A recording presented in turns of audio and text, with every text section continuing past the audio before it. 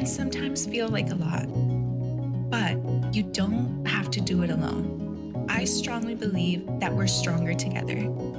Here, we're going to slow down, have real talks, make sense of things together, and explore ways to intentionally grow the life you want.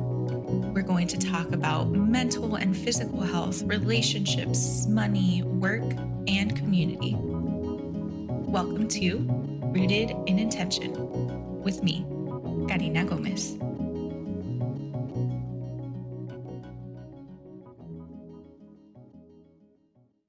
Hi, welcome back to another episode. And this one, I'm going to be diving into boundaries because boundaries are so important and you might have heard about them, but you might just be a little bit unclear about what they actually are or why it's so hard to set them. I get it. I've been there myself. And if you have ever felt uncomfortable in a situation and you just haven't known how to get out of it. Maybe you had a family member that asked questions that felt invasive, or you had a coworker that asked you to do a task, and it's like you almost had this reflex of saying yes, but you actually meant to say no because you were at capacity, or maybe you've had a friend that asked for so many favors that sometimes you wish you could say no. And again, you almost have this reflex response of saying yes, or you've had a conversation that turned into a heated exchange and you no longer felt comfortable and you weren't sure what to do about it. So the exchange just continued to get worse and worse. Or maybe you've had the opposite and you actually wanted to have a conversation about something that made you uncomfortable. But when you attempted to have a conversation with the other person, it's like they were there, but they weren't actually there. And it's almost as if they left you hanging. And what each of these examples has in common is that they all made you uncomfortable in some way, and that these were all situations where you could have set some boundaries. And if that's not quite making sense to you yet, I got you because I have also been there. And I actually remember in my early 20s at one of my jobs, my direct supervisor had shared that I was too loyal, but I didn't quite understand what that meant because for me, maybe because I'm a Leo, I'm just kidding.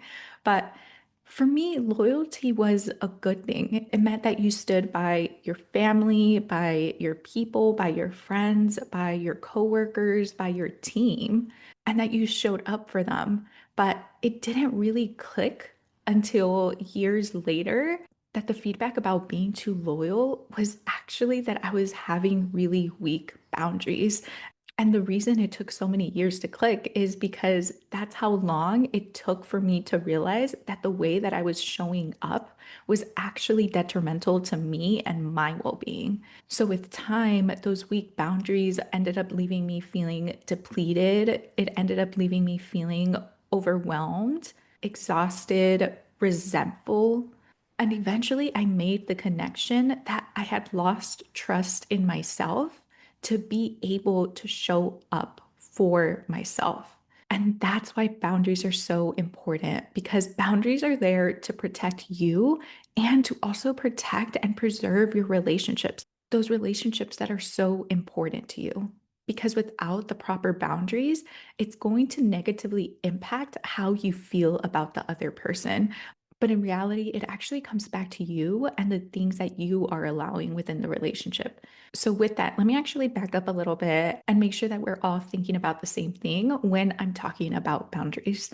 So, at their core, boundaries are the things that you're saying yes or no to in a manner that honors your own needs and capacity. So that's why in the example that I shared, where a coworker is asking you to complete something and you actually have other tasks, other projects that you need to prioritize, and you're feeling at capacity, that's a situation where you could be practicing a boundary because a boundary in that situation can look like you actually communicating, like, hey, I'm actually at capacity for this.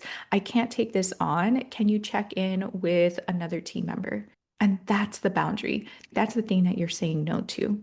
So, to help you conceptualize boundaries even more, because I know they feel a little bit untangible, think of boundaries as honoring your emotional world, your time, energy, and resources, as well as your physical world, such as your space. Okay, so with that, that actually brings me to the first belief that you have to let go of, and that is believing that a boundary is simply about saying no. That's a very rigid way of thinking about boundaries, and I want to paint a picture for you. Think of boundaries instead as a door to your home, and you are your home. And you know what's powerful about doors is that you can open and you could close them depending on what you want to allow to enter. That's the purpose of doors, right? So say for instance, it's a very windy day out and there's a lot of dust that's being kicked into the air. If you leave the door open, what's going to happen?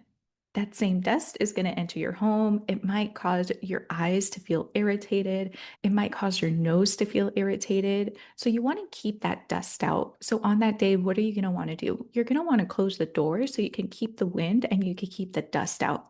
However, on a beautiful sunny day, what are you going to want to do? You're probably going to want to let the fresh air in, let the sunlight in. So on that day, you're going to want to leave the door open. So I want you to think of boundaries like that because boundaries allow for flexibility and allow the things that you want in and keep the things that you don't want out. And if we keep going with my analogy of you being your own house and the doors being your boundaries, I want you to remember that you are a house with legs. So sometimes it's not about opening or closing the door, but it's about using your legs to move your house to a different location. So, going back to one of the situations that I shared at the very start of the episode, say you have a family member that's asking questions that feel very invasive, or maybe they're bringing up a topic that you don't feel comfortable going into, such as your dating life or when you plan to have kids. In that situation, you probably still want to maintain the connection with your family member. You probably want to continue having a conversation with them. You just don't want to have a conversation with them about your dating life or fill in the blank with whatever topic you don't want to talk to them about. So the boundary isn't just about cutting off the conversation and walking away, but in that scenario, it could look like you sharing, like, hey, I don't feel comfortable talking about this right now. And then pivoting the conversation into something that you do want to be talking about. So you could say something like, oh my God, you know how I've been looking for a house? I found some that might actually be some good fits. Or it can look like, oh my God, it smells so good. Are you cooking something? So, with that approach, you're being very clear and direct about the things that you don't want to be talking about. And you're being proactive about shifting the conversation into something that you do want to be talking about or that you are comfortable with. So, going back to my analogy of doors being your boundaries, in that situation, you closed the door on one particular topic and you actually maintained another door open for a conversation. And that's why boundaries aren't about simply saying no, but it's about what are the things that you are allowing and not allowing and practicing that flexibility. And why is this important? And how does it actually protect your relationship? Because think about it. If you are going to a family member or a friend or whatever person, and they continue to bring up topics of conversation that you don't feel comfortable with, you're probably not going to want to continue engaging in conversation with them. And it's going to be a detriment to your relationship because you're probably not going to want to spend a lot of time with them. So, if you are able to be proactive and practice those boundaries, you're going to be able to maneuver the conversation into things that you do want to be talking about. And that's going to allow you to enjoy the company of the other person much more rather than dreading having a conversation with them because you continue to engage in those conversations or those topics that you don't actually want to be talking about. And that's why boundaries are about honoring you and honoring the relationship as well. So that's the first belief to let go of, that boundaries are simply about saying no. And having that belief might be making boundaries hard because you're trying to implement this really hard no rather than thinking of boundaries as these things that you're saying yes or no to in order to maintain connection, in order to preserve your relationships.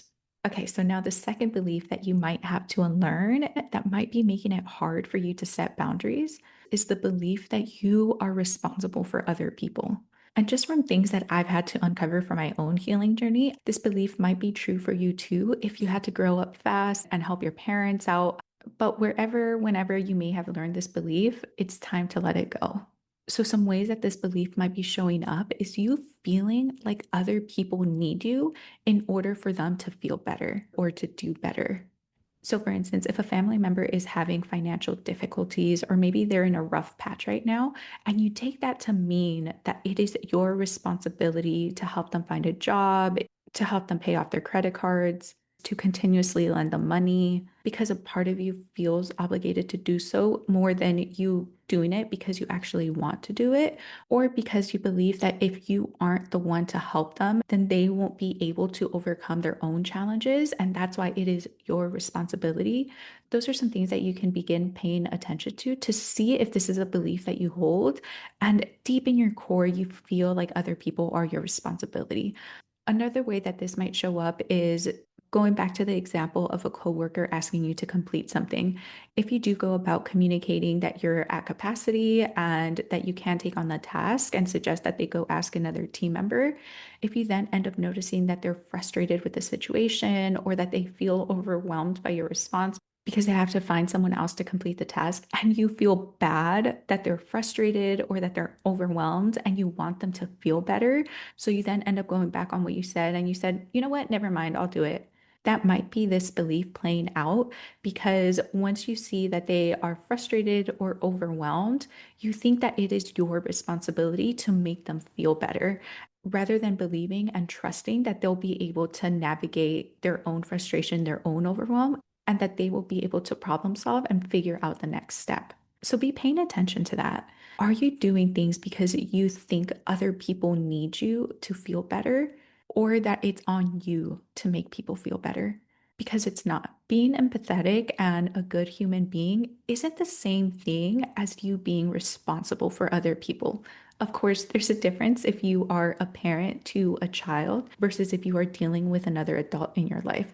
If you are dealing with another adult in your life, you are responsible for you, and the other person is responsible for themselves.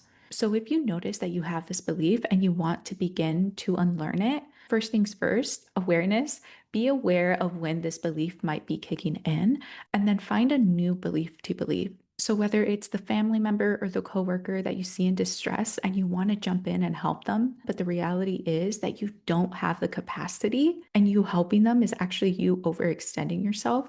I want you to just pause. Notice that it might be this belief of you believing that other people are your responsibility. And then I want you to think about instead, can it be that you can actually trust this person to figure out their own issues? Can it be that you doing things from them is actually withholding them from learning a valuable life lesson?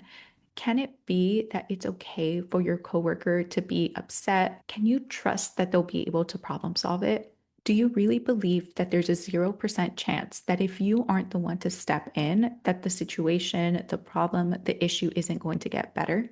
Probably not, because if those adults have gotten to where they are right now, they have figured it out until now, so they will continue to figure it out. And it's not solely on you to be responsible for them. Can you still show up for them? Yes.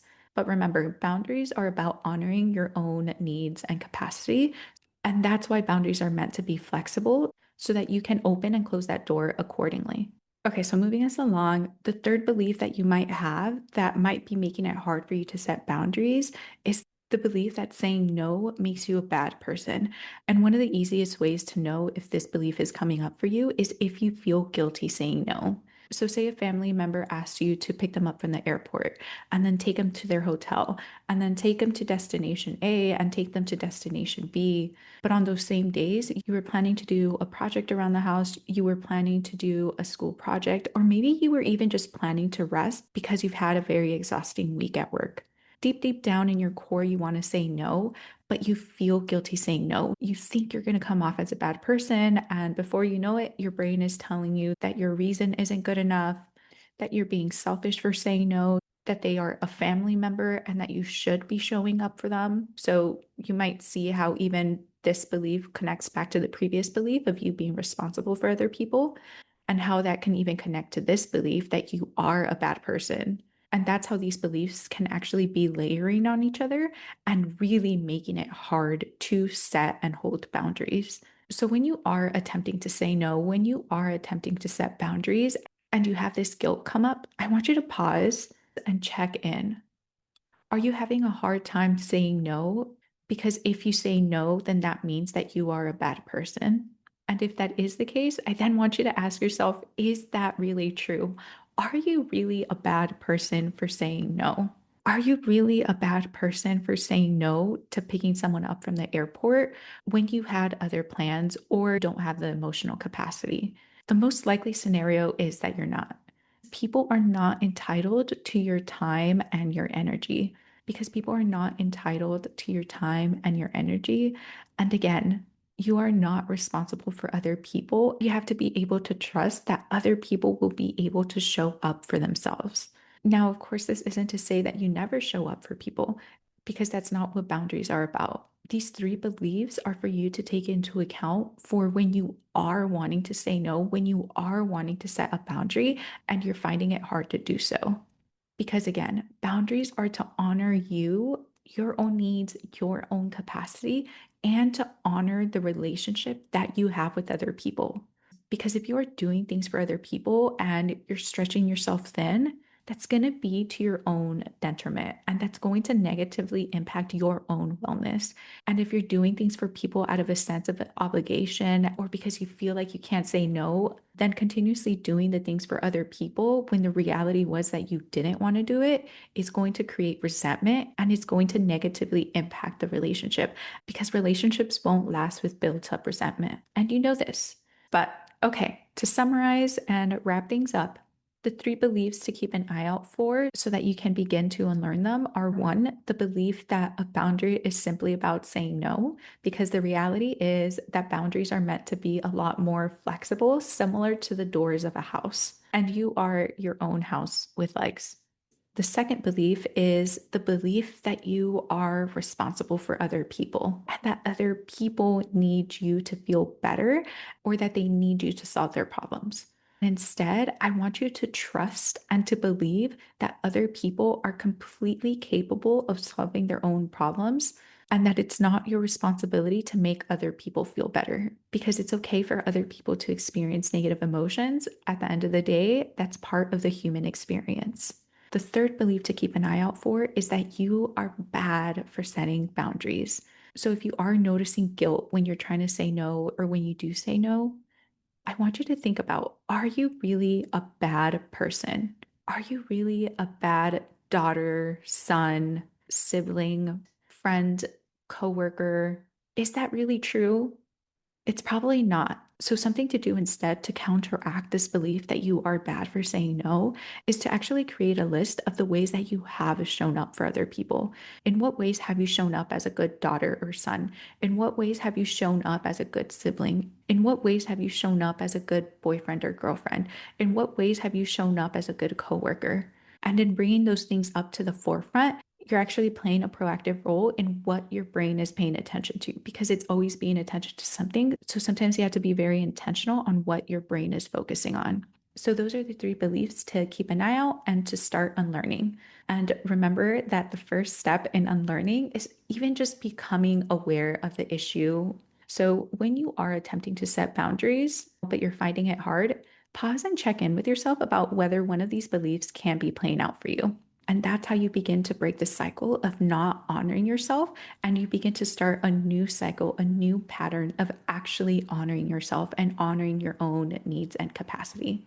And believe me, once you start noticing your beliefs and your thought patterns, there's no going back. You'll be able to catch the BS that your mind is giving you on autopilot. And then those beliefs will start to loosen up. Then that's what's going to allow you to feel a lot more grounded and a lot more confident in setting boundaries so that you can protect, again, your own peace and the relationships that you care about. And if you do want to dive further into this and you want a guide to help you identify the beliefs that are holding you back and intentionally create new beliefs, you can connect with me through the link in the show notes. And in that way, we can talk a little bit more about what's coming up for you and if it makes sense to work together. Okay, that's it. Bye. Thank you for joining me for another episode of Rooted in Intention. Until next time, and remember to keep showing up for the life, relationships, and community you want. Now go, grow the life you want